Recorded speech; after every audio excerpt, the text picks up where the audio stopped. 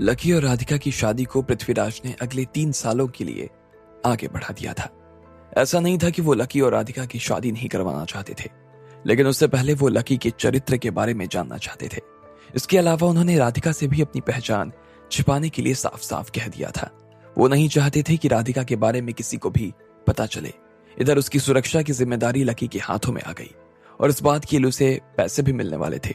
इसके साथ ही वो और राधिका वहां से बाहर आ गए और सीधा उस जगह पर पहुंच गए जहां पर राधिका की मां का अंतिम संस्कार हुआ था। वैसे तो उस जगह पर अभी कुछ भी नहीं था जिस जगह पे उसकी मां की लाश को जलाया गया था, लेकिन राधिका ने जैसे उस जगह को देखा तो उसे उसकी मां की याद आ गई। उसे ऐसा लग रहा था कि वहां कुछ न कुछ होते हुए भी वो अपनी मां को देख पा रही थी। राधिका का तो रोने का मन कर रहा था और उसकी आंखों में आंसू भर आए, लेकिन जैसे जैसे राधिका ने अपने आप को रोक लिया, क्योंकि वो नहीं चाहती थी कि इस तरह से किसी का ध्यान उसके ऊपर जाए। जयंत ने उसे ऐसा करने से पहले ही मना किया हुआ था। लगभग आधे घंटे तक वहां पर रुकने के बाद में लकी और राधिका उस होटल में आ चुके थे जिस होटल में उन चारों लड़कियों ने उनके लिए कमरा बुक करा लिया था। राधिका जब से शमशान से वापस आई तब से वो काफी उदास नजर आ रही थी। वो अपने कमरे में गई और जाकर सीधा सो गई। लकी ने उसे जरा भी परेशान नहीं किया और ना ही उससे कुछ कहा। जब वो दोनों फिर से होटल आ रहे थे तब जयंत ने उन दोनों से कह दिया कि वो अपनी आगे की पढ़ाई के लिए पटना यूनिवर्सिटी में कल से जा सकता था। जयंत ने उन दोनों के लिए वहां पर सारे इंतजाम कर दिए थे और उसकी मैनेजमेंट से भी बात हो गई थी, लेकिन इसने इस दौरान राधिका की पहचान का पता किसी को भी नहीं लगने दिया था। ऐसे में यूनिवर्सिटी में किसी को भी इस चीज का पता नहीं चलने वाला था कि राधिका आखिर थी कौन और उसका जयंत के साथ में क्या रिश्ता था। लकी से जयंत ने कहा कि वो वहां पर सिक्योरिटी गार्ड की नौकरी के लिए अप्लाई कर सकता था ताकि वो राधिका का यूनिवर्सिटी में ध्यान रख सके। इधर होटल में आ जाने के बाद में रीना और शीना लकी के कमरे में आ गई। उन्होंने भी खाना खा लिया था और अब वो लकी को सुलाने के बाद में सोने जाने वाली थी। जैसे ही उन्होंने दरवाजा खोला तो लकी की आवाज आई, राधिका ठीक है? हाँ लक्ष्मण जी, आपको चिंता करने की जरूरत नहीं है, वो ठीक है। वो नहा ली हैं और हमने उन्हें सुला भी दिया है। जब तक हम अपने कमरे से बाहर आए थे तब तक वो आराम से सो चुकी थी। रीना ने बड़े प्यार से कहा। चलो ये अच्छी बात है, लकी ने कहा। अब वो भी थोड़ा शांत महसूस कर रहा था। लक्ष्मण जी, आप भी तो बहुत थक गए ना। कल जब आपकी कबीर से लड़ाई हुई उसके बाद तो हमने आपकी मसाज ही नहीं की। मुझे लगता है कि पहले आपको नहा लेना चाहिए और उसके बाद हम चारों आपकी मसाज कर देंगे। शीना ने लकी से कहा। वो उसके चेहरे पर उपजी थकान को साफ देख पा रही थी। लकी सच में काफी थका हुआ नजर आ रहा था। ठीक है, पहले मैं नहा लेता हूं, लकी ने कहा। उसे बहुत थकान हो रही थी और वो किसी भी वक्त सो सकता था, लेकिन फिर उसने अपने आप को उठाया और सीधा बाथरूम में नहाने के लिए चला गया। उसके बाद वो अपने बाथरोब में बाहर आ गया। लकी ने अपना रोब उतारा और वो पेट के बल पलंग पर लेट गया। इधर रीना और बाकी लड़कियों के हाथ में पहले से तेल लगा हुआ था और उन्होंने लकी की पीठ की मसाज करना शुरू कर दिया। लकी ने भी अपनी आंखें बंद कर ली और उसे अब काफी आराम महसूस होने लगा। उसे सच में बहुत सुकून मिल रहा था। जब पहले बार उन चारों लड़कियों ने लकी की मसाज की, उसके बाद से लकी को जैसे इस मसाज की तो आदत सी होने लगी थी।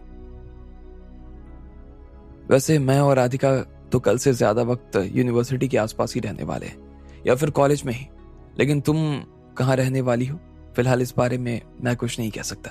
लेकिन हाँ, हम लोगों को यहाँ पर लंबे समय तक के लिए रुकना होगा, तो तुम चाहो तो पटना में एक घर खरीद सकती हो और उसके साथ में अपना कुछ छोटा मोटा बिजनेस भी खोल सकती हो। जब मुझे टाइम मिलेगा तो मैं तुम लोगों से मिलने के लिए आ जाऊंगा। लकी ने अपने सिर को हल्का सा ऊपर उठाते हुए कहा।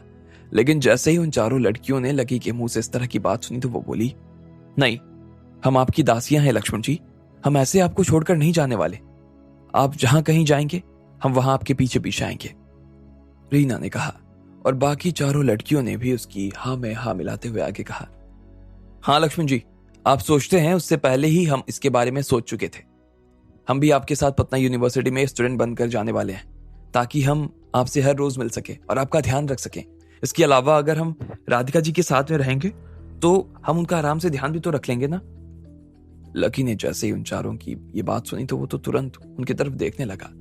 हर किसी के चेहरे पर जैसे उसे दृढ़ निश्चय नजर आ रहा था। वो सब की सब कल से कॉलेज जाने के लिए अपना मन भी पक्का कर चुकी थी और अब उनके मन को कोई हिला नहीं सकता था। लकी ने जैसे ही उनकी ये बात सुनी तो उसका दिल खुश हो गया। उसने उन चारों की आंखों में देखा और मुस्कुराते हुए कहा, लेकिन पटना यूनिवर्सिटी यहाँ की बहुत बड़ी यूनिवर्सिटी है और तुमने तो कभी पढ़ाई नहीं की, ऐसे में तुम उन लोगों से कैसे तालमेल बैठाओगी जो लोग तुम्हें वहां पर मिलने वाले हैं? और उससे भी बड़ी बात यह कि तुम्हारा एडमिशन होगा कैसे? उसकी आप चिंता मत कीजिए, अगर एडमिशन नहीं हुआ तो हम वहां पर पैसा खिलाकर किसी तरह का जॉब ले लेंगे। हमें लगता है कि पढ़ाई करने से ज्यादा आसान तो नौकरी करना है। रीना ने मुस्कुराते हुए कहा। लकी को भी उसकी बात पर हंसी आ गई।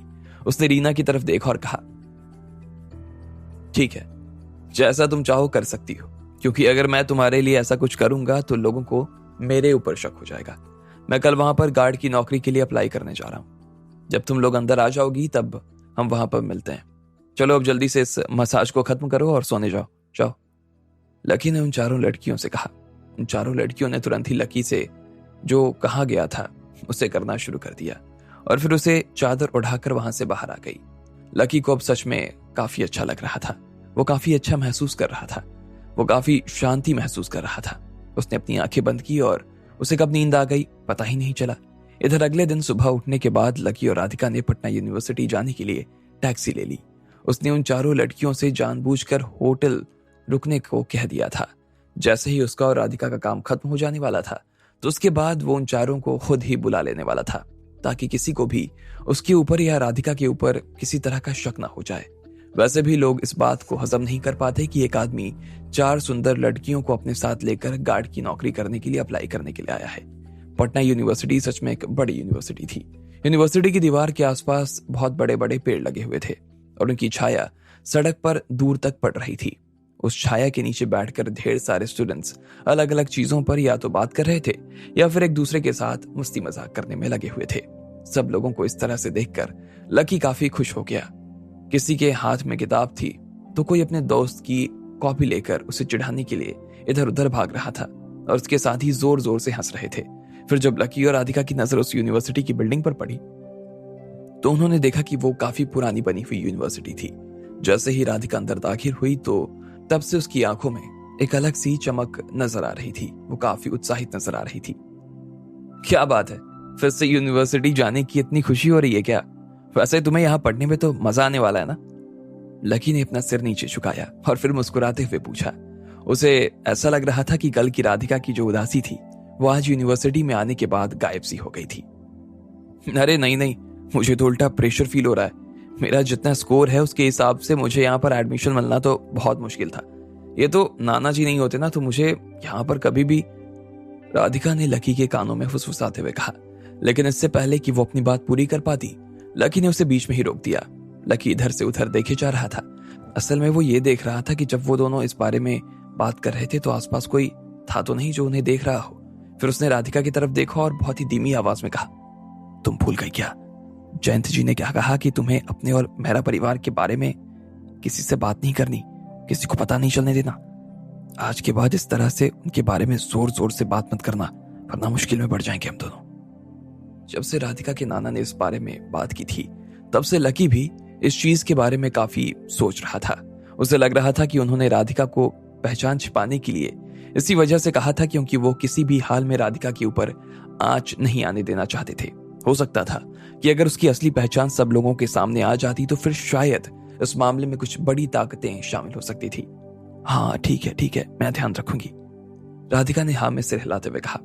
लकी ने राधिका का हाथ अपने हाथ में लिया और देखा कि उसने फिर से वो अंगूठी अपनी हाथ में पहन ली थी। क्या बात है, तुम तो फिर से बैचलर हो गई मेरी बीवी जी। लेकिन देखो ना, मैंने सिर्फ उंगलियां बदली है, तुम्हारी दी हुई अंगूठी तो उतारी नहीं है, राधिका ने कहा। लकी ने फिर से अपना हाथ उठाया और उसे देखते हुए बोला, लेकिन ना, मैंने तो तुम्हारी अंगूठी अभी भी उसी उंगली में पहन रखी है जिस उंगली में पहले पहनी हुई थी, देखो। राधिका ने जैसे ही ये देखा तो उसे लकी पर गर्व होने लगा।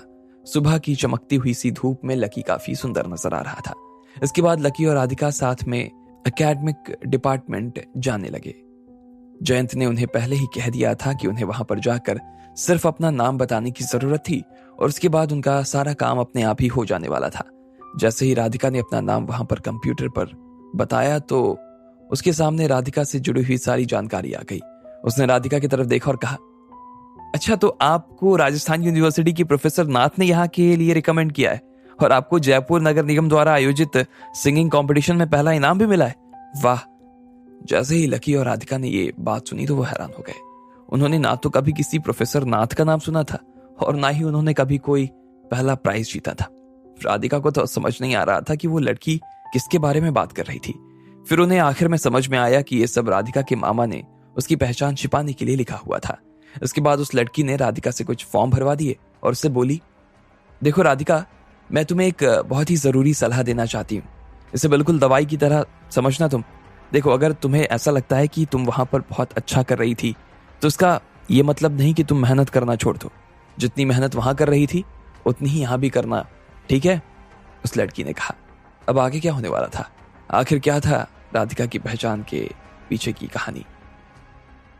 आपको क्या लगता है? क्या होंगे इन सभी सवालों के जवाब? कमेंट बॉक्स में कमेंट करके हमें जरूर बताएं। और सभी सवालों के जवाब को जानने के लिए सुनते रहिए इंस्टा मिलियनेयर सिर्फ पॉकेट एफएम पर।